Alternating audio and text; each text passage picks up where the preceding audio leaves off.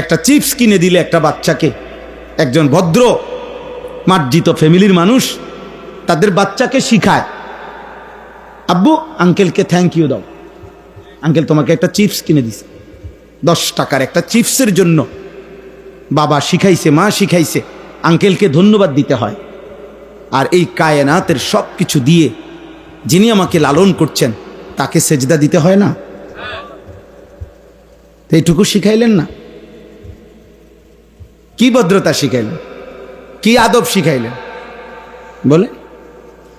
আল্লাহ তাআলা বুঝ দান করেন। কুল হুয়াল্লাযী যারাআকুম ফিল আরদ ওয়া ইলাইহি তুহশারুন। আল্লাহ তাআলা বলেন, হে নবী আপনি বলে দেন, আল্লাহই তোমাদেরকে গোটা পৃথিবীতে ছড়িয়ে দিয়েছেন। কে কোন জেলায়, কে কোন দেশে, কে কোন ভাষায়, হ্যাঁ, সব কিছুর ফয়সালা কার? আমরা কেন কুমিল্লায়, তারা কেন রংপুর, আমরা কেন বাংলাদেশে, তারা কেন সৌদি আরবে, কার ফয়সালা? আল্লাহ। সব মানুষকে জমিনের বিভিন্ন অঞ্চলে আল্লাহই ছড়িয়ে দিয়েছেন। তবে ইলাইহি তুহশারুন, আল্লাহ বলে আপনি এটা বলে দেন সকলকেই আবার একত্রে আল্লাহর কাছেই হাসরের ময়দানে জমা করা হবে। সুবহানাল্লাহ। ওই যে জাল দেখলে বোঝা যায় না, পুকুরের মধ্যে জাল যখন মারে তো এটা তো এমন সুন্দরে ছড়ায়া দিছে, একটু পরে তিনি আবার টান দিয়া এই জাল গুটায় ফেলে। আল্লাহ তাআলা বলেন, আমি এই কোটি কোটি মানুষ জমিনের সর্বত্র ছড়িয়ে দিয়েছি, আবার আমি একদিন এটারে গুটাইয়া এক মাঠে জমা করে ফেলব। ওয়ায়াকুলুনা মাতা হাদাল ওয়াদু ইন কুনতুম সাদিকিন।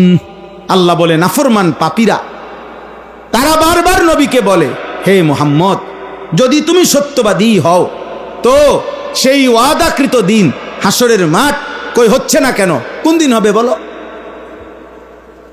এই বিদ্রুপ করত, নবীজিকে ঠাট্টা করত, কই বাপ মরল, দাদা মরল, দাদার বাপ মরল, দাদার দাদা মরে গেল, কেউই তো কই কোনো হাসরের নামগন্ধ দেখলাম না, আখিরাতের নামগন্ধ দেখলাম না, কই হয় না কা? এভাবে বিদ্রুপ করে। এই অনেক মানুষ আছে তো ভিতরে ভিতরে, ও মাইতো না হুজুররাই দি কয়, ও যত কয় এত না, ও এত না। আমি একদিন একজনরে কইছি, চাচা আচ্ছা ধরে নিলাম আমি যত কইছি এত না, মনে করেন এর অর্ধেক, তা আপনি অর্ধেক ফিডা লইতেন পারবেন নি? হেটা তো তাহলে আমি যে এত কই এত নাকি? বুঝেন না এমনি কথাটা? আমাদের বলার অর্ধেক ফিডা লইতেন পারবেন আপনি? কবরের আযাব নিতে পারবেন? অথচ আসলে বাস্তব কথা এটাই যে আসলে আমরা যত কই তত না, বরং তার চাইতে কোটি গুণ বেশি, তার চাইতে কম না, বরং কি বেশি। কারণ প্রকৃত জান্নাত জাহান্নামের বর্ণনা আল্লাহ বলছে তোমরা কেউই পুরো আন্দাজ করতে পারবা না এই চোখে দেখার আগ পর্যন্ত। তাহলে আমরা সেই পূর্ণ বর্ণনা কই থেকে দেব, বরং তার চাইতে অনেক বেশি। তো এবার আল্লাহ বলেন, কুল আপনি বলেন, ইন্নামাল ইলমু, ওই ভাই দেখেন মাশাআল্লাহ এক টানা মোবাইলটা ধরে রাখছে, আল্লাহ পাক তাকে সাংঘাতিক ধৈর্য দান করছে। আল্লাহ তাআলা হ্যাঁ অনেকক্ষণ কঠিন ধৈর্য দিছে তাকে। আল্লাহ হাত হয়তো ব্যথা করতে আছে, মাগার মোবাইল নামায়, কারণ 1 সেকেন্ড মোবাইল থেকে বিচ্ছিন্ন হওয়া মানে মরে যাওয়া। আহা বদনসিব, হায় দুর্ভাগা মুসলমান। কুল ইন্নামাল ইলমু ইনদাল্লাহ, আল্লাহ বলেন হে নবী আপনি বলেন নিশ্চয়ই কিয়ামতের পূর্ণ ইলম ঠিক ফু দিবে কোন দিন, হাসরের মাঠ হবে কোন দিন, সে সবটাই একমাত্র ইলম আল্লাহর নিকট। কার নিকট? ওয়া ইন্নামা আনা নাযীরুম মুবিন, আমি শুধু আল্লাহর পক্ষ থেকে স্পষ্ট ভয় প্রদর্শন করছি। আমার দায়িত্ব তোমাদেরকে বলা, তোমাদেরকে ভয় প্রদর্শন করা, আমি আমার দায়িত্ব আদায় করছি। আর প্রকৃত পক্ষে ঠিক কোন দিন ইসরাফিল ফু দিবে সেই ইলম কার কাছে? ফালাম্মা রাআউহু যুলফাতান সিআত বুজুহুল লাযীনা কাফারু ওয়া ক্বিলা হাদাল্লাযী কুনতুম বিহি তাদউন। আল্লাহ বলেন সত্যি সত্যি একদিন হঠাৎ যখন ইসরাফিল ফু দিবে আর হাসরের মাঠ কায়েম হবে, সবগুলো বেঈমান কাফের তাদের চেহারাটা হাসরের ময়দানকে যখন সত্যি সত্যি দেখবে তখন চেহারাটা কালো হয়ে যাবে, আর ফেরেশতারা বলবে, হে বেঈমান, এটাই সেই দিন যেদিন দুনিয়ায় অহংকার করে তুমি বারবার দাবি করতা হয় না কা, হয় না কা। এই হইল আজকে, আজ হইল, আজ হইল, এটাই সেই দিন। এবার আল্লাহ বলেন, কুল আরাআইতুম ইন আহলাকানি আল্লাহু ওয়া মান মাইয়া আও রাহিমানা ফামান ইউজিরুল কাফিরিনা মিন আযাবিন আলীম। হে নবী, আপনি বলেন, হে কাফেররা, নাফরমানরা, বেঈমানরা, শোনো, আমি নবী মুহাম্মদ, আমাকে আর আমার অনুসারী সাহাবাদেরকে, ইমানদারদেরকে যদি আল্লাহ দয়া করে মাফ করে দেয়, জান্নাত দেয়, অথবা আযাবও দেয়, তো আমারে যাই করে করুক, আমার অনুসারীদেরকে যাই করে করুক, কিন্তু নাফরমানার পাপের কারণে তোমাদেরকে আল্লাহর আযাব থেকে রক্ষা করবে কে, সেটা বলো। বুঝেন নাই কথাটা? আমার যা হয় হইব, ধরে নিলাম, কিন্তু আপনি বাঁচবেন কেমনে? আপনি বাঁচবেন কেন? নাউজুবিল্লাহ, আপনি বাঁচবেন কেন? হ্যাঁ, দিয়া দেখবেন না দৌড় কারে কয়, দৌড় কারে কয়, আব্বা কিভাবে দৌড় দেয়, আফসুস করবেন আর একদিন, আহারে মুরকারে, নিজে খাইতাম ভালো আছিল, আরে লাউ কদু নিজে খাইতাম রাইন্দা, এটাই ভালো আছে। আল্লাহ নাই, নামাজ নাই, সেজদা নাই, পাক নাফাক নাই, হালাল হারাম নাই, নারী পুরুষের অবাধ আড্ডা, গান বাদ্য ঢোল তবলা, এর ভিতরে দিয়ে বেহেশত। বাহ বাহ বাহ, বেহেশত আপনার আব্বার সম্পত্তি না। আস্তাগফিরুল্লাহ, আস্তাগফিরুল্লাহ। কুল হুয়ার রহমানু আমান্না বিহি ওয়া আলাইহি তাওয়াক্কালনা ফাসাতা'লামুনা মান হুয়া ফি যালালিম মুবিন। আল্লাহ বলেন, হে নবী, আপনি বলে দেন, ওই মহান আল্লাহ, আমরা তার উপরে পূর্ণ ঈমান এনেছি, আল্লাহর উপরে ভরসা করে আছি। আর কসম বান্দা, মনে রেখো, হে আমার নবীকে আল্লাহ বলছে, বলেন, অচিরেই তোমরাও দেখবা, আমরাও দেখব, হকের উপরে কে আছে আর গুমরাহির উপরে কে আছে। কুল আরাআইতুম ইন আসবাহা মাউকুম গাওরান ফামান ইয়াতিকুম বিমাইন মাঈন। আল্লাহ তাআলা বলেন, শেষ আল্লাহ তাআলা দুনিয়ার আরেকটা ছোট্ট উদাহরণ দিয়ে আল্লাহ এই সূরা শেষ করছে। আল্লাহ তাআলা বলেন, বান্দা, হে নবী, আপনি বলেন, আমি আল্লাহ যদি তোমাদেরকে প্রতিদিন যে পানি সারা পৃথিবীর তোমরা ব্যবহার করছো, তোমাদের নিত্য প্রয়োজনীয় প্রয়োজনে, এই পানির যে লেয়ার, এই পানির যেই মাটির নিচে যেটুকু গভীরতার নিচে পানিটা থেকে, ওইখান থেকে প্রতিনিয়ত পানি উঠতেছে, আল্লাহ বলেন, আমি যদি ওইটা ওইখানে না রাইখা একদিন যদি আমি জমিনের তলদেশে ওই পানিটা নিয়ে যাইগা, ওইটার লেয়ার, তো তোমাদের জন্য এই কোটি কোটি মানুষের একদিনের ব্যবহারের পানি বলো কই পাইবা এই মজা। কোরআনুল কারীমের মধ্যে আছে, নবীজি সাল্লাল্লাহু আলাইহি ওয়াসাল্লামকে আল্লাহ তাআলা বলছেন, ওয়াদাক্কির ফাদাক্কির ইন নাফাআতিদ যিকরা। হে নবী, আপনি যদি বোঝেন নসিহত করলে ফায়দা হবে, এমন প্রত্যেক জায়গায় আপনি উপদেশ বারবার দিতে থাকেন। আর মনে রাখবেন, সায়াযাক্কারু মান ইয়াখশা, যার অন্তরে আল্লাহর ভয় আছে, সে আপনার কথা থেকে উপদেশ গ্রহণ করবে। ওয়া ইয়াতাজান্নাবুহাল আশকা, আর প্রত্যেক বদনসিব দুর্ভাগা আপনার কথা থেকে, উপদেশ থেকে দূরে সরে থাকবে। তাহলে আল্লাহ তাআলা বলেন, আপনি বলতে থাকবেন, যার দিলে আখেরাত আছে, আল্লাহর ভয় আছে, সে গ্রহণ করবে। আর দুর্ভাগা বদনসিব, আখেরাত যার দিলে নাই, সে তার থেকে দূরে সরে। আল্লাহ তাআলা কোরআনে আরো বলছে, ফাদাক্কির ইন্নামা আনতা মুদাক্কির। হে নবী, আপনি বারবার উপদেশ দিতে থাকুন, নিশ্চয়ই আপনি উপদেশদাতা। লাস্তা আলাইহিম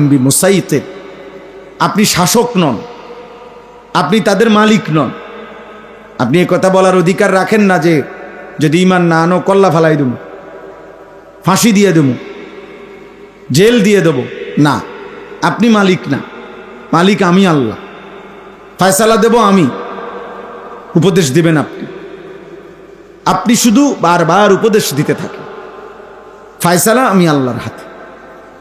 তাহলে এই আয়াতের দ্বারাও এই কথা স্পষ্ট যে বারবার আল্লাহর কথা বলতে থাকা। আমার দরকার বলা,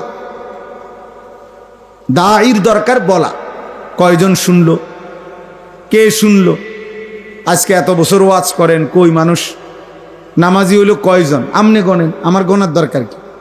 আমারে তো আল্লাহ গুনতে বলে নাই, আমারে গুনতে দায়িত্ব দেয় নাই, আমারে বলছে বলতে। শতভাগ দায়িত্ব নিয়ে আমানতের সাথে সবটুকু আন্তরিকতা নিয়ে বলা আমাদের জিম্মাদার। ইন আলাইকা ইল্লাল বালাগ, সব কোরআনের আয়াত। আল্লাহ বলেন বন্ধু আপনার দায়িত্ব আর কিছুই নয়, শুধুই শতভাগ পৌঁছিয়ে দেওয়া, পৌঁছিয়ে দেওয়া। আপনি পৌঁছাবেন। ওমা আকসারুন নাস ওয়ালাউ হারাস্তা বিমুমিনিন, আল্লাহ বলে নবী হাজার চাইলেও আপনি মনে রাখবেন অধিকাংশ লোক মোমেন হবে না। নবীজিকে আল্লাহ শুনাইছে নাফরমান থাকবে বেশি, বেহায়া, বেনামাজি, হারামখোর, আল্লাহর দুশ্মন থাকবে বেশি বেশি। মোমেন অল্পই হবে, আর ছদ্মবেশী মুসলিম পরিচয়ধারী অথচ মুনাফিক এটা বেশি হবে। তা আল্লাহ তাআলার ফয়সালা এটা, আল্লাহ তাআলার ফয়সালা। ওয়ালাকাদ ফাতান্নাল্লাযীনা মিন ক্বাবলিহিম, প্রত্যেক যুগের ঈমানদারকে আমি পরীক্ষা করেছি। ফালা ইয়ালামান্নাল্লাহুল্লাযীনা সাদাকু ওয়ালা ইয়ালামান্নাল কাযিবিন, আল্লাহ বলেন পরীক্ষা করে করে আমি জেনেছি ঈমানের দাবিতে সত্যবাদী কে, মিথ্যাবাদী কে, মিথ্যাবাদী কে। প্রত্যেক ওয়াক্ত নামাজের টাইম পরীক্ষা, প্রত্যেক রমজানের রোজা পরীক্ষা, প্রত্যেক সম্পদশালীর জন্য যাকাত দিচ্ছি কিনা, হজ করছি কিনা পরীক্ষা, প্রতিবার নারী সামনে আসলে পরীক্ষা, নজর নামায় না তাকায় থাকে, প্রত্যেকটা গুনার মুখে পরীক্ষা, গুনাহ করছে নাকি ছাড়ছে, প্রত্যেকটা আমলের মুখে পরীক্ষা, আমলটা করছে না ছেড়ে দিচ্ছে। আল্লাহ বলেন আমি সেই পরীক্ষা না করে কাউকে এমনি এমনি জান্নাত দেব না, এমনি এমনি দেব না। কোরআনুল কারীমের মধ্যে আছে বারবার আল্লাহ বলছেন জান্নাতি বান্দাকে আল্লাহ বলবেন জাযাআম বিমা কানু ইয়ামালুন, বান্দা এটা তোমার আমলের বিনিময়, তোমার নামাজের, তোমার সেজদার, তোমার জিকিরের, বন্দেগীর বিনিময়, তামাশা না। অতএব এটা জরুরি, আমরা হতাশ হই না কোনোদিনও। আল্লাহর কথা বলতে থাকা আমাদের দায়িত্ব। আল্লাহর ফয়সালাই ফয়সালা। ওয়ালা ইয়ানফাউকুম নুসহি ইন আরাদতু আন আনসাহা লাকুম ইন কানা আল্লাহু ইউরিদু আন ইউগবিয়াকুম। নূহ আলাইহিস সালাম এটা বলতেন, হে আমার জাতি, দিবানিশি আমি তোমাদেরকে যে উপদেশ দিচ্ছি, আমার উপদেশে কোনো কাজে আসবে না যদি আল্লাহ তার বিপরীত সিদ্ধান্ত নেয় যে তোমাকে তিনি বেঈমানি রাখবে, পথভ্রষ্টই বানাইয়া রাখবেন। এটা যদি আল্লাহর ফয়সালা হয়, আমার ৯৫০ বছর না ৯.৫ লক্ষ বছরের উপদেশও কোনো কাজে হবে না। ফয়সালা কার হাতে? আল্লাহ তাআলার হাতে, আল্লাহ তাআলার হাতে। হ্যাঁ, অনেক মানুষ আছে দেখবেন কয় হুজুররা ওয়াজ তো করতে আছে ডেইলি, কই নামাজি কই না, তো এই জন্য আপনি বুদ্ধি দেন যে ছেড়ে দিত, বন্ধ করে দিত। কোন আপনার বুদ্ধি দেন এটা?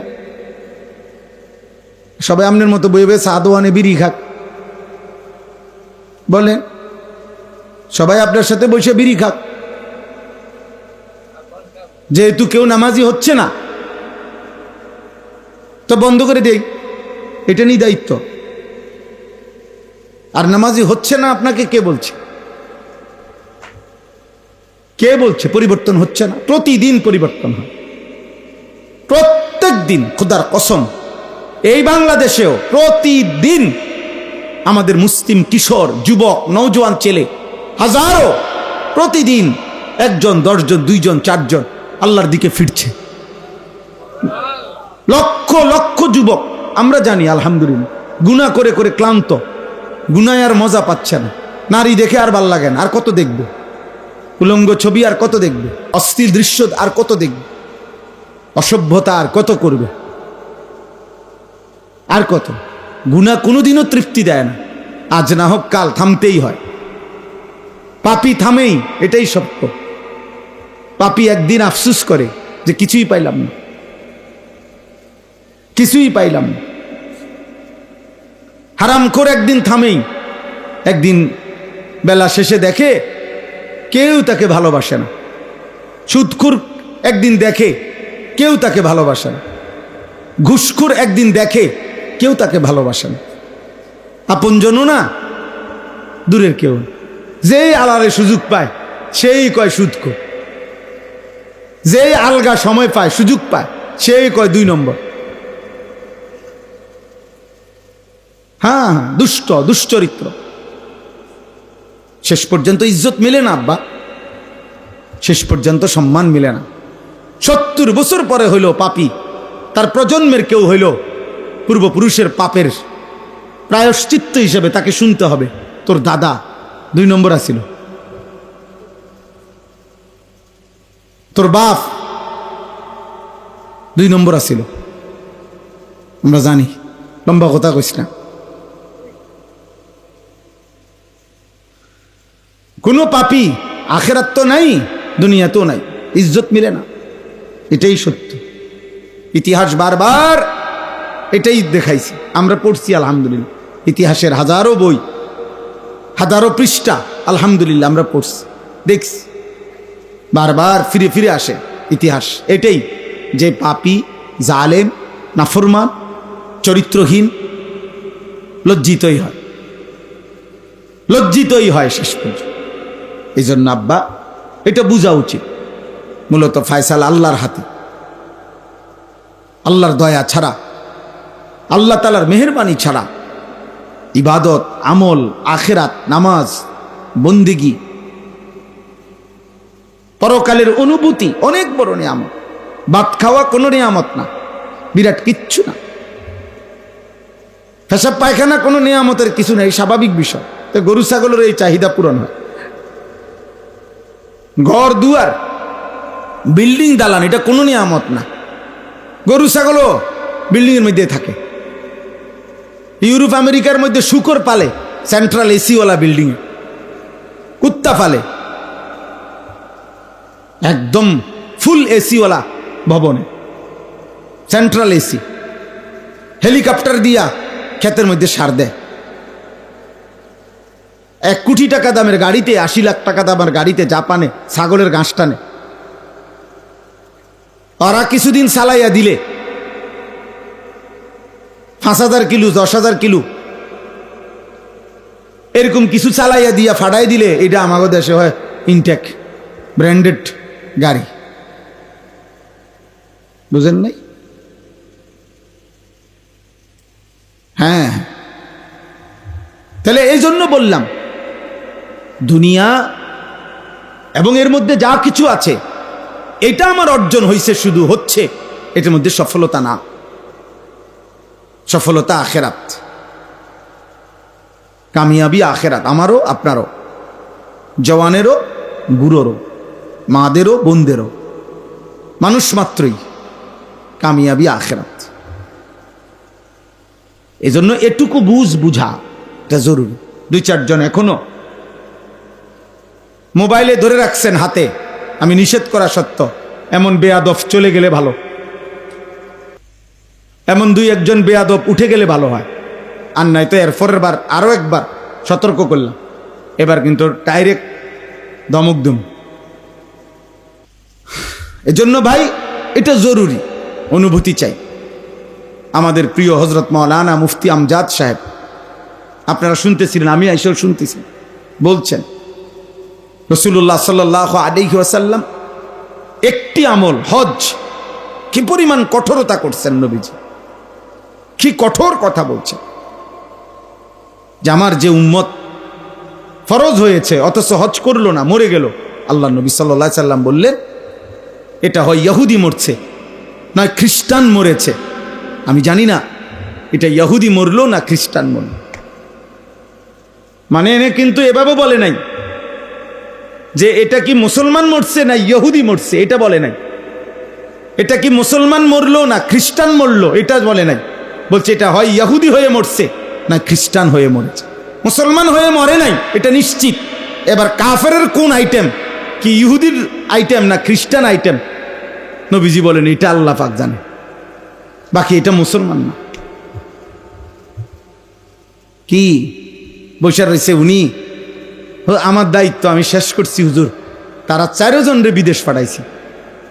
এবার তারা যদি কোনোদিন তাকে বিবেকে কুলায়, ফুতেরার তারা যদি দয়া করে টাকা দেয়, তারা যদি তাগো আব্বারে হজে ফাটায়, তাইলে যাইলাম হইলে, নাই তো আমার পক্ষে সম্ভব না। না, আমনের পক্ষে সম্ভব শুধু বন খাওন।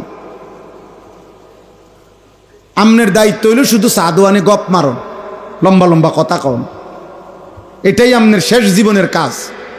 শেষের 10 বছর শুধু আমনেরে সাদওয়ানের জন্য বানাইছে। আপনি বসে বসে প্রত্যেক দিন ঘরের থেকে ভাত খাইয়েই চা দোকানে বসবেন, আর এই বন বিড়ি পান সুপারি চা বিস্কিট খাবেন, টেলিভিশন দেখবেন, আর 10 গ্রামের যত বেহুদা কথা হয় বলবেন নয় শুনবেন। খালাস, চাচারা এই ডিউটি, শেষ বয়সের ডিউটি, ওনার আর কোনো কাজ নাই। ওনার তো কাজ তো যেটা উনি করার করছেই, তারা 13 জনরে তো বিদেশ পাঠাইছেই উনি। তাহলে বোঝা গেল ছেলের যদি দয়া হয় তাইলে হজ ফরজ হয়। কথা বলে না, বুঝেন নাই আমার কথাটা? ছেলের দয়া হইলেনি হজ ফরজ হয়। তো এটাই তো বলছে হুজুর, এটাই তো বুঝাইতে চাইছে আমাদের কি পরিমাণ মুসলমানের উপরে হজ ফরজ। 12 লক্ষ টাকা করে 3 ফুটের লেগা 3 × 36 লাখ টাকা ব্যবস্থা করছে উনি, কিন্তু আল্লাহর ঘরের জন্য উনি 6 লাখ টাকা ব্যবস্থা করার মতো হিম্মত কলিজায় উনার নাই। কারণ এই হৃদয়ে যে আখেরাত নাই, নিজের মরণের ভয় নাই, নিজের জন্য নেকির দরকার নাই। আমার ফুতের লেগে সারবো, জি ফুতের লেগে করিয়া গেছি, সার্থক আমি।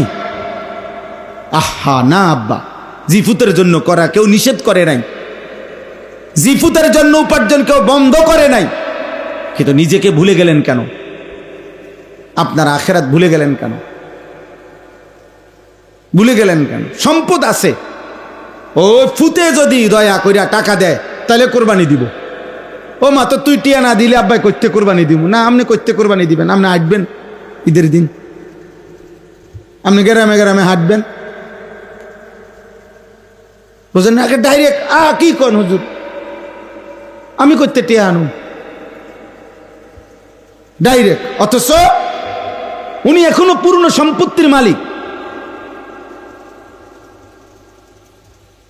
এখনো অ্যাকাউন্ট ওনার নামে, এখনো ওনার কাছে কোরবানি ফরজ ওয়াজিব হওয়া পরিমাণ সম্পদ আছে, টাকা আছে, জমা টাকা আছে, বুঝতেই চায় না। কদ্দুর বেলে যে যাইয়া বুঝি না, একজন আলেমের জিগাই যে হুজুর আসলে আমার জমি আছে এরকম, ব্যাংকে টাকা আছে এত, অথবা আমার আছে এই নাই এই, আমনে কদ্দুর চাইয়া শূন্য আমার এটা বুঝাইয়া দেন, আমার উপরে হজ ফরজ কিনা, আমার উপরে কোরবানি ওয়াজিব কিনা। আপনি এটা একজন আলেম থেকে বুঝে নিতে অসুবিধা কি? আলেমে চুরি করে নিবে গা আপনার টাকা? হ্যাঁ, আলেমে ডাকাত তো, তাহলে আপনি জিজ্ঞাসা করলে ক্ষতি কি? বলেন আপনারা, এখানে যদি 10 জন বুড়ো মানুষ হন, 20 জন বুড়া মানুষ হন, আপনি কোন দিন নিজে বুঝা গিয়া বলে আমি গেছি হুজুরের কাছে, আমি হিসাব দিছি, আমার সম্পত্তি এই, আমার ব্যাংকে এত টাকা, আমার জমি এতটুকু, আমার কাছে আছে এই, আমার উপরে হজ ফরজ কিনা, আমার উপরে কোরবানি ওয়াজিব কিনা, আমার উপরে জাকাত ফরজ কিনা, এটা বুঝতে গেছেন আপনি, নিজে বুঝে আসছেন, এমন 100 না 1000-এর মধ্যে একজন মিলা কঠিন হয়ে যাবে।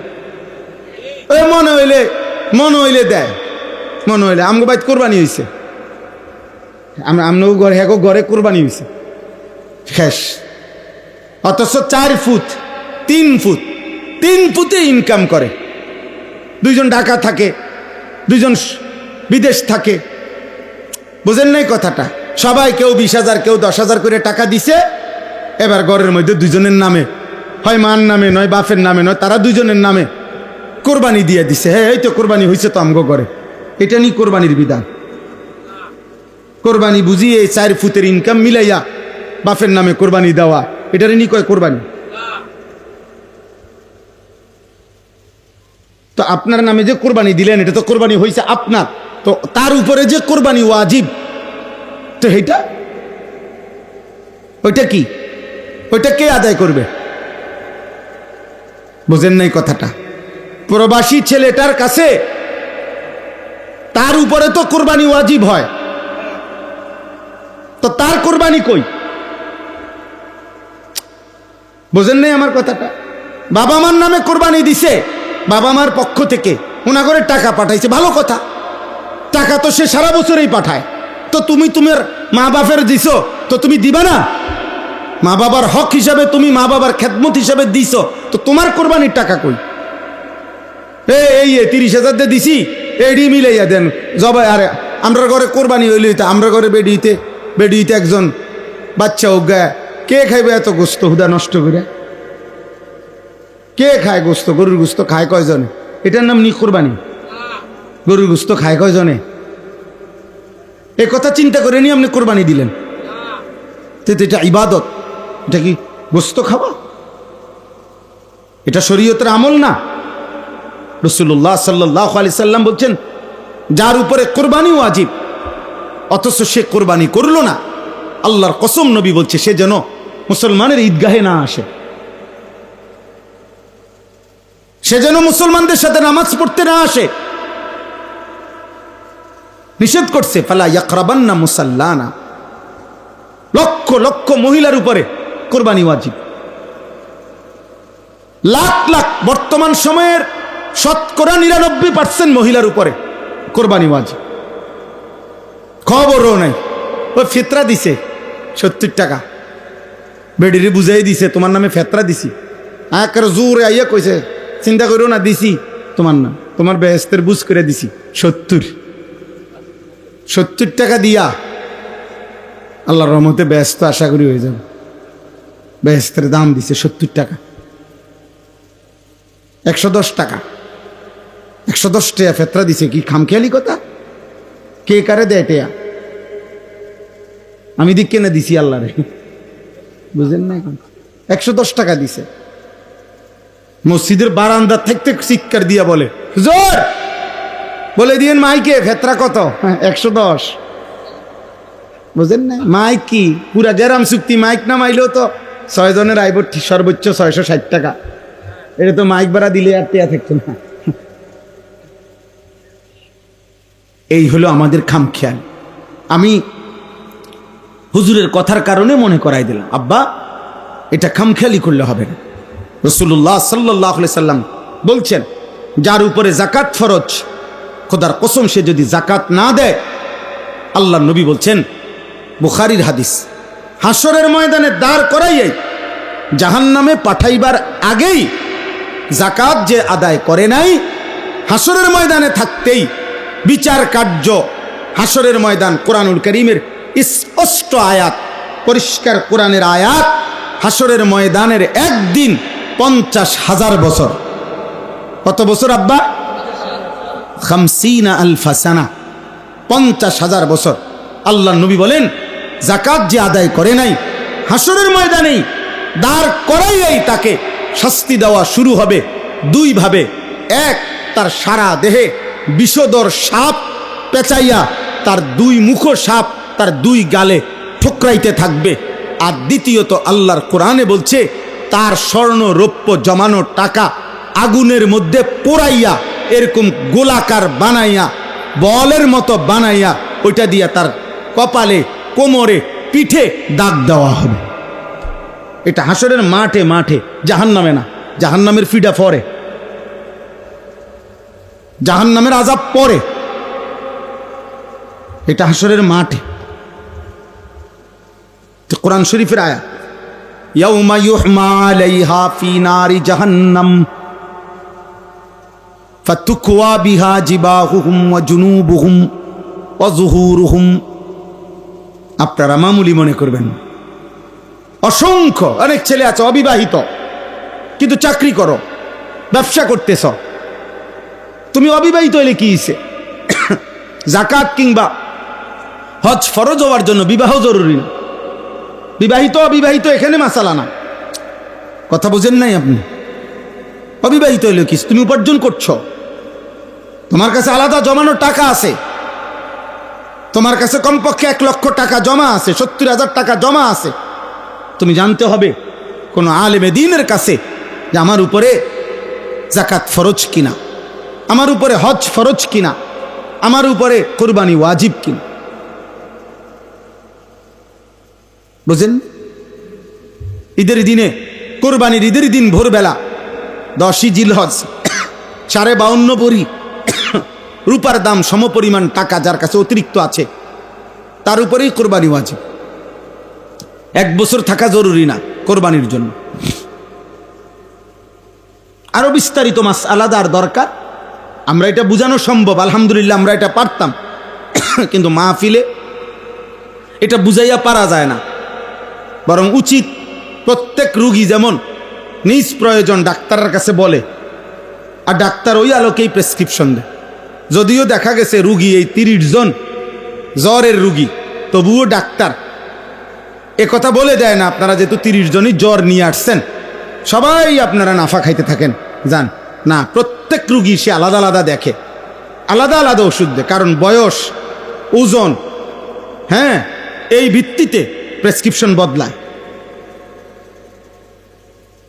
অতএব আমাদের প্রত্যেকের দায়িত্ব, যদি আখিরাত দরকার হয়, যদি পরকাল দরকার হয়, তাহলে মনে রাখবেন এই 3টি মাসআলা, আর্থিক মাসআলা, অর্থ সম্পর্কিত, টাকা পয়সার সাথে সম্পৃক্ত। একটা হলো যাকাত, একটা হলো কুরবানি, একটা হলো হজ। বলেন তো এই 3টার নাম বলেন। কুরবানি, এই 3টা দান সদকার মতো না, মানে নফল দান সাদাকা যেটা, এটা তো আপনি মনে করেন আমি দিলাম 100 টাকা, আপনি দিলেন 10 টাকা, আরেকজনে দিল 1 লাখ টাকা, ঠিক আছে, যার যার সামর্থ্য অনুপাতের, কারণ এটা নফল। নফল নামাজ আমি পড়লাম 10 রাকাত, আপনি পড়লে কুলাইছে, আপনি পড়ছেন 2 রাকাত, আমি পড়ছি 4 রাকাত, এটা তো নফল নামাজ। কিন্তু জোহরের 4 রাকাত ফরজ, জওয়ান বুড়ো ভাগ করা যায় তো? গরিব দুঃখী আর ধনী ভাগ করা যায় তো? তাহলে সবার জন্য কয় রাকাত?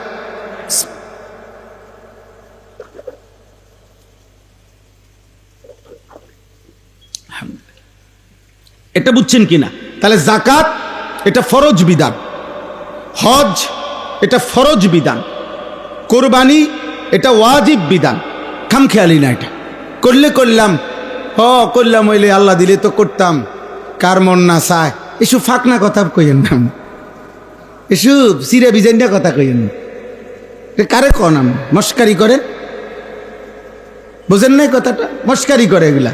আল্লাহ দিলে তো করতাম, কার মন না চায় আল্লাহর গড়ার না চাইতে, হ্যাঁ, জীবুতে তো ফিরেও চায় না, হ্যাঁ, জীবন যৌবন শেষ করে টেয়া দিয়া, কিছু সুদে কিছু কিস্তিতে, কত কষ্ট করে টাকা পয়সা মিল করে আজ জীবুত মানুষ করছেন। সুদ দিয়ে বুঝি জীবুত মানুষ করে, কিস্তির টাকা দিয়ে বুঝি জীবুত মানুষ করে, বাতে না খাবার।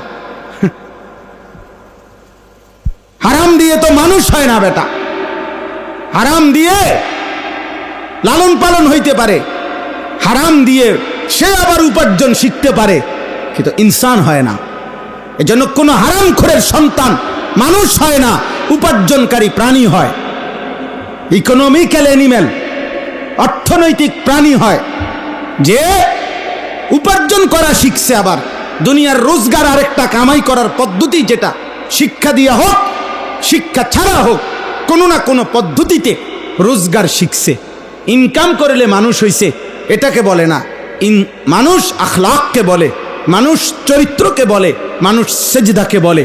আল্লাহবিহীন মানুষ হয় না, সেজদাবিহীন মানুষ হয় না, বন্দিগিবিহীন মানুষ হয় না। হালাল হারামের পার্থক্য যার মধ্যে নাই, খোদার কসম সে মানুষ হয় না, ওই জিন্দিগি জানোয়ারের জিন্দিগি।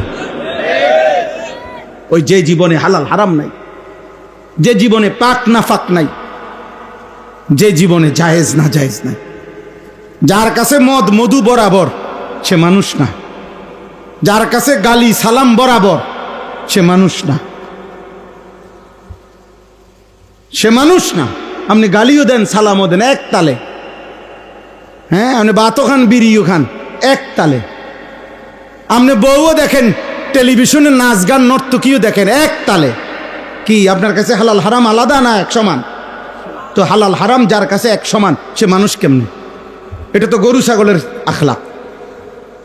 গরু ছাগলের না কোনো হালাল হারাম নাই, কুকুর বিড়ালের না কোনো হালাল হারাম নাই, মানুষের কথা বুঝেন নাই আমার? মানুষের হালাল হারাম আছে কিনা? হালাল হারাম এগুলো মানুষের জন্য না ছাগলের জন্য? তো আপনি মানুষ না? তো আপনি মানুষ হইলে আপনি এটা মানবেন না কেন? বলেন আব্বা বলেন, ছাগলের গোশত খাওয়া হালাল না হারাম? কে হালাল করেছে? কুত্তার গোশত খাওয়া হালাল না হারাম? কে হারাম করেছে? ছাগলের সৃষ্টিকর্তা কে? কুকুরের সৃষ্টিকর্তা কে? ছাগলের গোশতগুলো দিয়েছে কে? কুকুরের গোশতগুলো দিয়েছে কে? তাহলে আল্লাহ হারাম করলে যদি কুকুরের গোশত খাই না আমরা, আল্লাহ যদি ছাগলের গোশত খাই, তাহলে আল্লাহ হারাম করার পরে সুদ খান কেন? এই মুসলমান, হ্যাঁ বলে দিবেন যে এই হুজুর আর জীবনে দাওয়াত দিও না, এমন ডাকাত জওয়ান বুড়া কেউরে ছাড়ছে না, বলে দিবেন। আর যাতে আয়ুন না লাগে, একবারে সই। কিন্তু আপনি বলেন, আপনি তো এই কারণে কুত্তার গোশত খান না যে আল্লাহ হারাম করছে। কথা বলেন না কেন? নাহলে এই পৃথিবীতে আল্লাহকে মানে না, হালাল হারাম মানে না এমন অসংখ্য বেঈমান তো কুকুরের গোশত খায়, শুকরের গোশত খায়। তাহলে আমরা খাই না কেন? আমরা আল্লাহকে মানি, আমরা আখিরাতকে মানি, আমরা হালাল হারামকে মানি। তো আমি যে তো মানি, তো ওইটা মানবো না কেন? আমি তো মানতেই আছি, আমরা মানতেছি না আমরা, তো আমি কিছু মানবো কিছু মানবো না কেন? আফাতুমিনুনা বিবাযিল কিতাব ওয়া তাকফুরুনা বিবায। তোমাদের কি হলো বান্দা? আল্লাহ বলতেছে তোমরা দেখি আমার কোরআনের কিছু মানতেছো, আবার কিছু নাফরমানি করছো কেন? কিছু নাফরমানি কর, তোমার প্রত্যেক চাহিদা পূরণের জন্য আমি তো ব্যবস্থা দিছি হালাল বৈধ। অতএব আজকে আপনাদের কাছে অনুরোধ করলাম, আব্বা জওয়ান ভাই তোমাদের কাছে অনুরোধ, প্রিয় ভাই প্রিয় বাবা, পর্দার আড়ালের মা বোন, সবার জন্য আমাদের জরুরি আখিরাত নিয়ে ভাবা। আপনি আমি যেই কোনোভাবে আপনি বুঝেন বা না বুঝেন, খামখেয়ালি করেন আর মস্কারি করেন, টিটকারি করেন আর ইটকারি করেন, আপনি মরে যাবেন। বুঝেন কিংবা না বুঝেন, ঘুমে থাকেন কিংবা সজাগ থাকেন, অট্টালিকায় থাকেন আর কুড়ে ঘরে থাকেন, জীবনে কোনোদিন দুঃখ পান নাই আপনিও মরবেন, জীবনে কোনোদিন সুখ পান নাই আপনিও মরে যাবেন। 3 বেলা খানা খাইলেও মৃত্যু হয়, না খাইলেও মৃত্যু হয়। হ্যাঁ, সুস্থ মানুষেরও মৌত হয়, অসুস্থ মানুষেরও মৃত্যু হয়। তাহলে যে সত্য নিশ্চিত আমাকে মরতে হবে, আমি সেখান থেকে চোখ বন্ধ করলেই এটা হবে না এমন না। কেউ যদি ঝড় তুফান হইতেছে আসে, যদি চোখ বন্ধ করে কয় না কোনো ঝড় তুফান হইতেছে না, ঝড় তুফান হইতেছে না, তুমি চোখ বন্ধ করে রাখছো, বেওকুফ, তুমি চোখে না খুলবা, তুমি চোখ খুললেই তো দেখবা কি হইতেছে, তুফান হইতেছে।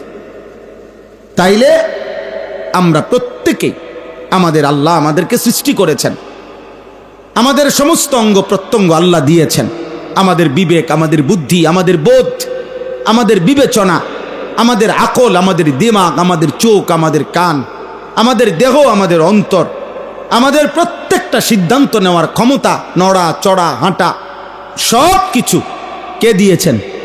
তো তাকে আমি ভুলবো কেন? আর তিনি আমার কি ক্ষতি করলেন? তিনি আমার লস কি করলেন? আমি আল্লাহর নাফরমানি কেন করব? ওমালিয়া লা আ'বুদুল্লাযী ফাতারানি ওয়া ইলাইহি তুরজাউন। সূরা ইয়াসিনের মধ্যে আছে, একজন ইমানদার, উনার পুরা জাতি কাফের, উনি একা মুমিন, এই একা ইমানদার ব্যক্তি তিনি দাঁড়াইয়া সমস্ত কাফেরদের সামনে দাঁড়িয়ে বলছে, হে আমার জাতি, তোমরা আমাকে বলো তো, যিনি আমাকে সৃষ্টি করেছেন আমি কেন তার ইবাদত করব না? এবং বললেন, যার কাছে তোমাদের সকলকে আমাকে ফিরে যেতে হবে তার ইবাদত আমি কেন করব না? ওয়ামালিয়া লা আ'বুদুল্লাযী ফাতারানী ওয়া ইলাইহি তুরজাউন, সূরা ইয়াসিনের আয়াত। আ'আত্তাখিযু মিন দুনিহি আলিহাতান ইন ইউরিদনির রাহমানু বিদুররিন লা তুগনি আন্নী শাফাআতুহুম শাইআন ওয়া লা ইউনকিদুন। আমি যদি আল্লাহকে ছেড়ে দেই আর অন্য কাউকে ধরতে যাই, অন্য কেউ তো আমারে কখনো কোনো বিপদ বা মুসিবত থেকে এক সেকেন্ডের জন্য আমাকে তো রক্ষাও করতে পারবে না, উদ্ধারও করতে পারবে। আমি অন্যকে ডাকবো কেন? আমি অন্যের কাছে যাব কেন? আজকে আপনারা মেনে নিচ্ছেন ঠান্ডা মাথায়, আপনারা ঘরের ব্যাপারে যত্নবান, আপনারা আপনাদের ঘর ফার্নিচার, আপনারা আপনাদের ইট বালু সিমেন্ট, আপনাদের সমস্ত আসবাবপত্রের ব্যাপারে খুব কেয়ারফুল, যেন 2 নম্বর না হয়, ভালোটা। কিন্তু নিজের স্ত্রী ছেলে মেয়ের ব্যাপারে খুব বেশি অসচেতন। ছেলেটা 1 ওয়াক্ত নামাজ পড়ে না, এই নিয়ে আপনার কোনো মাথা ব্যথা নাই, আপনার কোনো চোখের পানি নাই, আপনার কোনো আহাজারি নাই। মেয়েটা পর্দা করে না, স্ত্রী পর্দা করে না, হায় মুসলমান, এই নিয়ে আপনাদের কোনো ভাবনা নাই, কোনো ভাবনা নাই। 18 বছরের ছেলেটা একদিনও ফজরের নামাজ পড়ে না, 365 দিনে খোদার 1 বছরে বাবা মা জীবিত, এমন নিকৃষ্ট নাফরমান, এমন নিকৃষ্ট বেয়াদব, এই বেয়াদব মুসলমান মা বাবার ঘরে ঘুমাইয়া 1 বছরে কোনোদিন বলতে পারবে না 5 ওয়াক্ত নামাজ কাকে বলে। এমন হাইওয়ান, এমন পশু আপনি পালতেছেন, আর আপনি কোন সংসারের লেগে আপনি সব করছেন। কি সংসার এটা? কিসের সংসার এটা? কিসের জিফুতিটা? কিতা বলেন ইডি? আল্লাহ কোরআনুল কারীমের মধ্যে নূহ আলাইহিস সালামকে বলছে, ওনার ছেলে কেনান, বেঈমান ছেলেটা যখন ডুবে যাইতেছে, নূহ আলাইহিস সালাম আল্লাহর কাছে দোয়া করছিলেন, আল্লাহ আমার সন্তান, আমার বংশধর। কোরআনুল কারীমের মধ্যে আছে, আল্লাহ তাআলা ডাইরেক্ট নিষেধ করছে, সাবধান, ইন্নাহু লাইসা মিন আহলিক, এটা তোমার সন্তান না, ইন্নাহু আমালুন গায়রু সালিহ, বললেন এটা বেআমল নাফরমান, ফালা তাসআলনি, বলছেন হে নূহ, এমন নাফরমান সন্তানের জন্য তুমি আমার কাছে কিছু চেয়েও না। হাত তুলো না, হাত নামাও। নূহ আলাইহিস সালাম হাত নামায় ফেলছে। কোরআনের আয়াত সূরা হুদের মধ্যে আছে, আল্লাহ বলছে হাত নামাও নূহ, এমন নাফরমান সন্তানের জন্য আমার কাছে হাত তুলো না। বলে কিভাবে মেনে নিলাম আমরা? কিভাবে মেনে নিলাম? আস্তাগফিরুল্লাহ। আজ আমরা আপনাদেরকে বুঝাইতে চাই, মাদ্রাসা শুধু কেবল একটি শিক্ষা প্রতিষ্ঠান না, মাদ্রাসা জীবন শিখায়, মাদ্রাসা আখিরাত শিখায়, মাদ্রাসা গন্তব্য চিনায়, মঞ্জিল চিনায়। আমাদের প্রত্যেকের গন্তব্য চাকরি জীবন না। আমরা ভাগ করে নিছি নিজের জীবন, প্রথম কিছুদিন পড়ালেখা, কিছুদিন উপার্জন, কিছুদিন রিটায়ার্ড পারসন, শেষ, এর মধ্যে একদিন মৃত্যু। মানে জীবনকেই 3টা ভাগ করে নিছি। কয়দিন পড়ালেখা করলাম, কয়দিন উপার্জন করলাম, এবার কয়দিন জিফুত নাতি নাতনি নিয়া আমি একটু বিশ্রামে আছি। এখন ছেলে পেলের আল্লাহর রহমতে লাইন ফাইন হয়েছে, ওরাই এখন হুজুর কামাই রোজগারি করে, আমি 3 বেলা ভাত খাই, বিকালবেলা আপেল খাই, মালটা খাই, মাগরিবের পরে 1 গ্লাস দুধ খাই, আর শরীরে যে দুর্কুলায় গপসপ মারি। এই আল্লাহর আপনাকে দোয়ায় ভালো আছি। না ভালো হইতো আপনি, মাশাআল্লাহ, আপেল খাইতেছেন, মালটা খাইতেছেন। চাচা আপনি ভালো না তো ভালা কি? বুঝেন না? যে আপেল খায় সেই তো কামিয়াব, শেষ বয়সে যে মালটা খায় সেই তো কামিয়াব। তাহলে এই জীবন শেষ, হায়াত মিলাই লাইলেন, আখিরাত, কবর, হাসরের মাঠ, পরকাল। আল্লাহ আমাদেরকে বুঝ দান করেন, ভাবতে শিখেন, ভাবতে শিখেন। খামখেয়ালি করেন, খামখেয়ালি করে। আল্লাহ বলছে পৃথিবী আমি এমনিই দিলাম, তোমারই দিলাম বান্দা, তুমি সবটা পৃথিবী ভোগ করো, যেখানে পারো যাও, কোনো মানা নাই।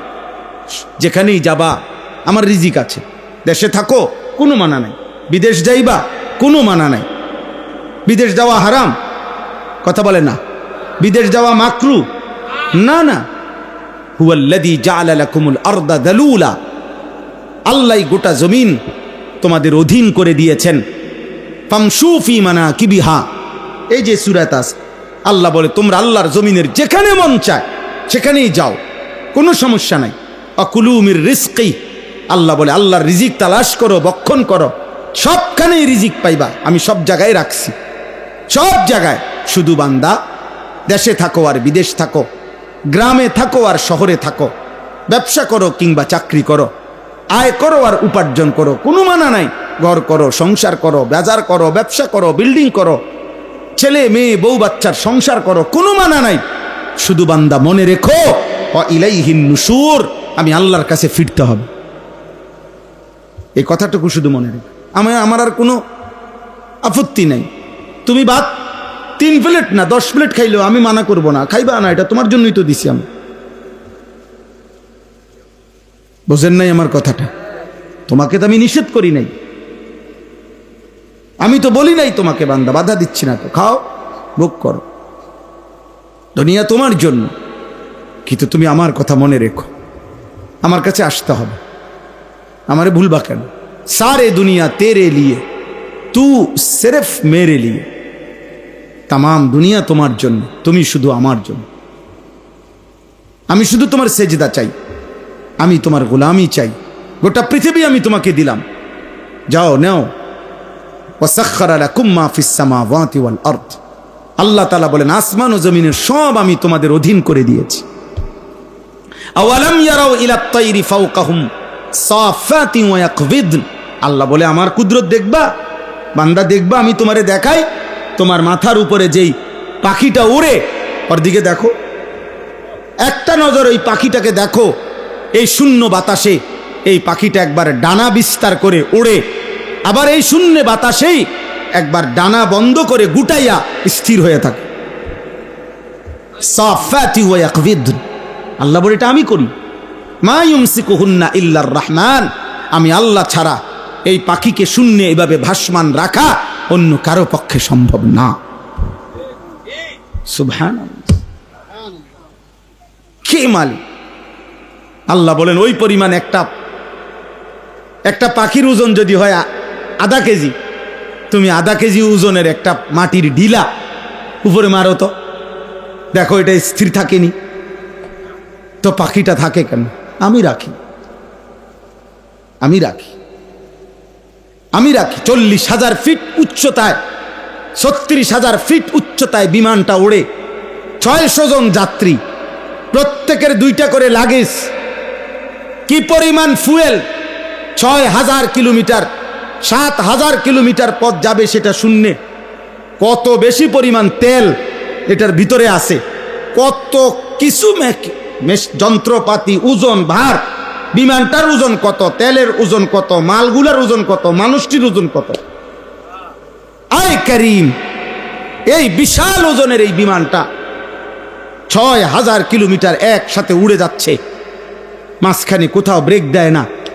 আল্লাহ তাআলা বলে এটা আমি করি, আমি করি। আমি গত বছর হজ্জে, আমার বিবি আমার সাথে গেছে গত বছরের হজে, তো ও প্রথমবারের মতো আমার সাথে তখন গেছে। তো বিমানটা যখন আকাশে উঠতেছে, আমি হঠাৎ করে এহরাম অবস্থায় কথার প্রসঙ্গে বললাম আর কি ওরে, যে বুঝছুনি, তুমি বোঝনি কোথায় আছি আমরা, কত ঊর্ধ্বে এই বিমান উঠতেছে, কি বিশাল মহাশূন্যে, কত ঊর্ধ্বে, কত ভারী, কত ওজন, কেমনে আল্লাহ তাআলা এটা উড়াইতেছে, উঠতেছে। এই কথা কইতেছি, ওই ডরে আমার গায়ে হাত দিয়ে কইডি কইেন নাই, কইেন। মহিলা মানুষ তো কাইপা উঠছে যে বাপরে, মানে কল্পনা করলো তো বিশাল ব্যাপার। আল্লাহ তাআলা বলেন বান্দা এটা আমি করেছি। এমন মালিক, আমি 24 ঘন্টা তোমারে লালন পালন করি, সেই মালিকের একটা সেজদা দিতে মন চায় না। আরে 24 ঘন্টা বেটা এখানে বেটা, গত 24 ঘন্টায় 5 ওয়াক্ত নামাজের একটা সেজদা যার কপালে নাই, তোর চাইতে নিকৃষ্ট বেয়াদব আসমানের নিচে জমিনের উপরে কোনো বেয়াদব এর চাইতে বড় হইতে পারে না বেটা। তোর চাইতে বড় বেয়াদব আর কেউ না বেটা। বেয়াদব বেটা, বেয়াদব এটা 100% বেয়াদব বেটা, 100% অসভ্য বেটা। তোকে মানুষ না বলে জানোয়ার বললে ভালো হইতো, তোকে জন্তু জানোয়ারের সাথে শোয়াইয়া দিলে ভালো হইতো, বেনামাজিকে হাইওয়ানের সাথে শোয়াইয়া দিলে ভালো হইতো। মানুষের সমাজে তুমি বেমানান, মনুষ্য সমাজে তুমি বেমানান, তোমার জানোয়ারের সাথে রাখলে ভালো হইতো। কারণ ও সেজদা দেয় না, তুমিও সেজদা, ও মুত্তা ফানি লয় না, তুমিও মুত্তা ফানি লও না। কারো লজ্জা থাকলে আব্বা, বিবেক থাকলে, মায়ের পবিত্র দুধ যদি পান করে থাকো, আল্লাহকে সেজদা করো, চালাক মনে করো না মিয়া। হ্যাঁ, 2-4 কলম পড়ালেখা আমরাও করছি। আল্লাহ বললেন কেন? জেনারেল পড়ে আপনি বিরাট কিছু হয়ে গেছেন। হ্যাঁ, পদার্থবিজ্ঞান আর জীববিজ্ঞান, রসায়ন বিজ্ঞান আর উচ্চতর গণিত, তথ্য যোগাযোগ প্রযুক্তি, আল্লাহর কোরআনের এক শব্দের সামনে কোন যুক্তিতে পৃথিবীর কোনো বেঈমান, কোনো কাফের, কোনো ইহুদি, কোনো খ্রিস্টান, কোনো পৃথিবীর ইউনিভার্সিটি আজ পর্যন্ত প্রমাণ করতে পারে নাই যে এই বৈশ্বিক জেনারেল বইগুলো আল্লাহর কোরআনের একটি অক্ষরের সামনে ওইটা দামি। এর কোনো যুক্তি, এর কোনো বৈজ্ঞানিক ব্যাখ্যা, এর কোনো যুক্তি কোনো বেঈমানের কাছেও নাই বেটা। চলেন, চ্যালেঞ্জ করলাম বেটা, কোনো সায়েন্টিফিক ব্যাখ্যা নাই, কোনো যুক্তি নাই। একটা যুক্তি দেখান। হ্যাঁ, আপনারা যদি এই সমাজ কোনো ইমামকে মূল্যায়ন না করেন, এটা আপনাদের ব্যর্থতা, এটা কোরআনের ব্যর্থতা না। আপনারা যদি মসজিদের হুজুরকে মূল্যায়ন না করেন, আপনি না বানাইছেন 6,000 টাকা বেতন, কথা বুঝেন নাই আপনি? আপনি না বানাইছেন 10,000 টাকা বেতন, আপনি না বেতন দেন না 6 মাস, তো এটা তো আপনার ব্যর্থতা। এটা আল্লাহ তাআলাই বলছে তোমরা ইমাম সাহেবকে সর্বনিম্ন বেতন দিও, এটা রাসূলুল্লাহ সাল্লাল্লাহু আলাইহি ওয়াসাল্লাম বলছে। তাহলে এটা ব্যর্থতা। কয় হুজুর এলে কিতা হইব, কইতে ভাত খাইবা, তো আপনার কলিজার ভিতরে আলেমে দ্বীনের মর্যাদা নাই, এটা তো আপনার দুর্ভাগ্য,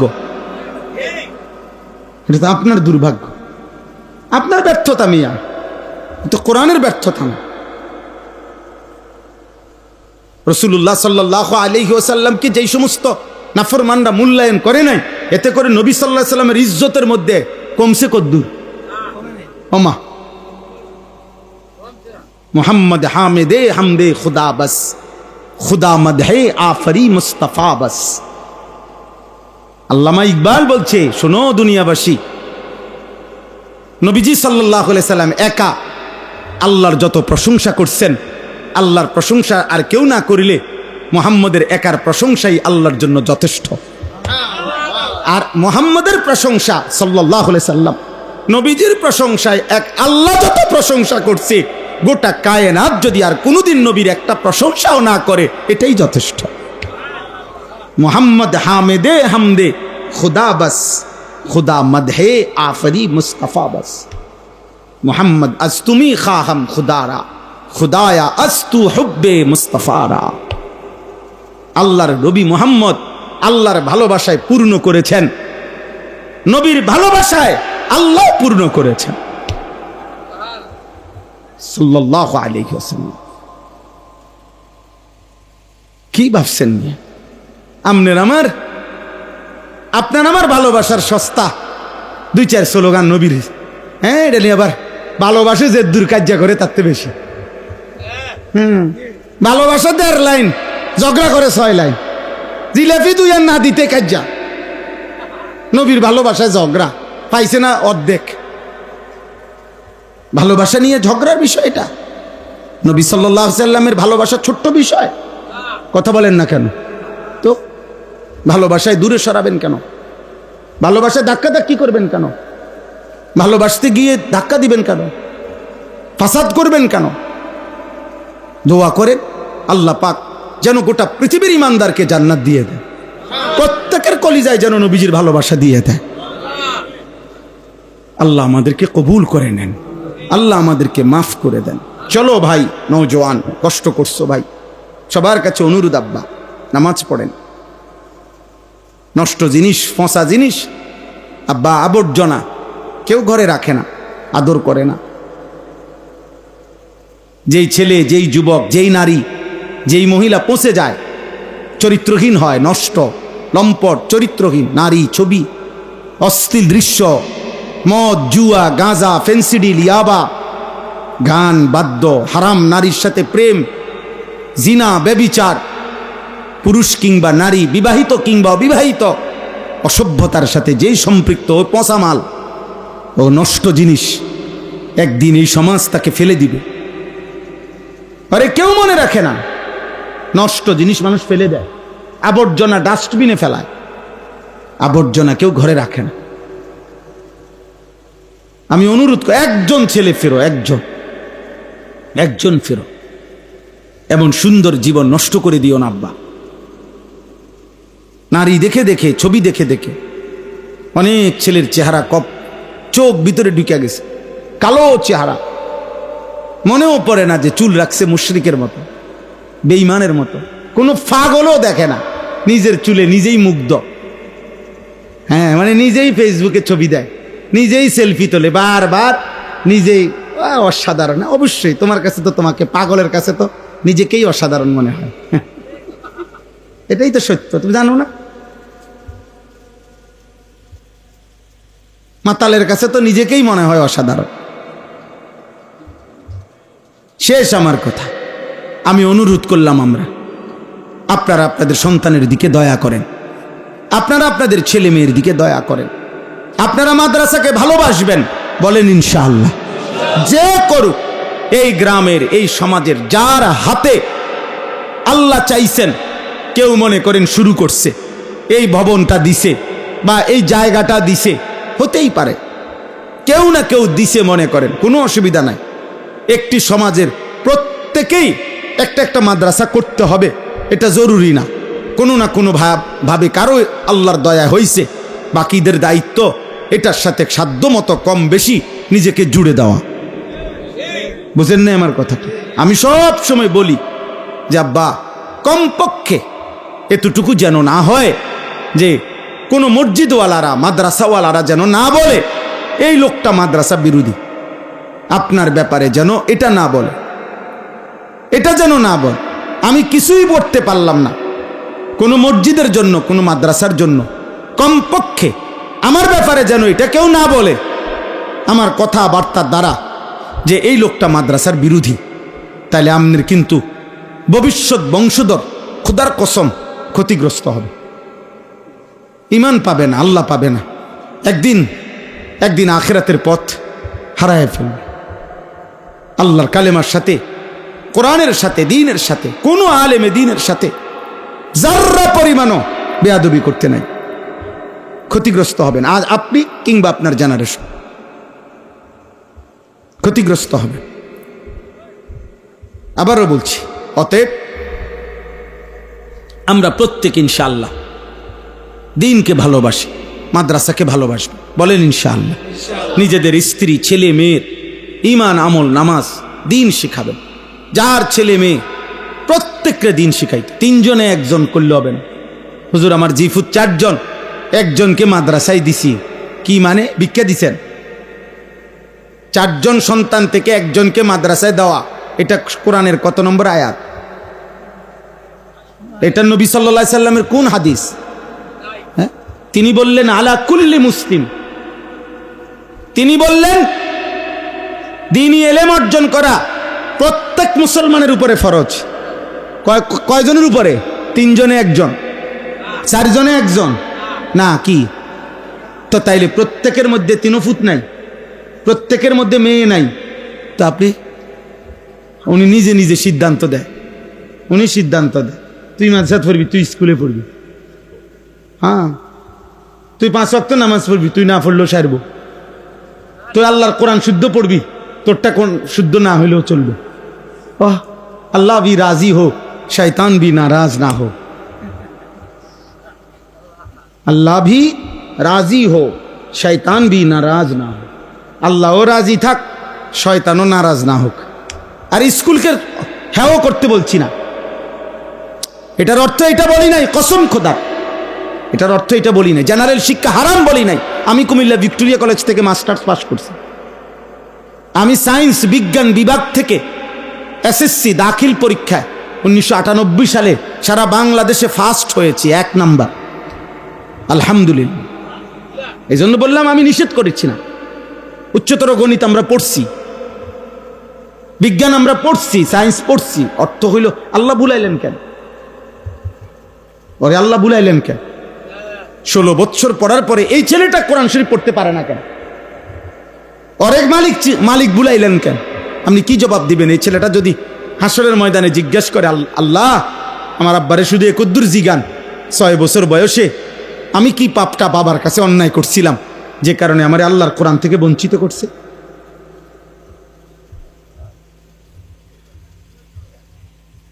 কি জবাব দিবে সেই বাপ? বলেন না, কোনো জবাব হবে কি তখন? হ্যাঁ, বলে হুজুর আমি চেষ্টা করছি। ঠিক আছে, আপনি চেষ্টার হক আদায় করছেন। যদি এটা আল্লাহর বুঝে হয়, আল্লাহ তো দেখছে আপনি চেষ্টা কদ্দুর কি করছেন, আল্লাহ জানে।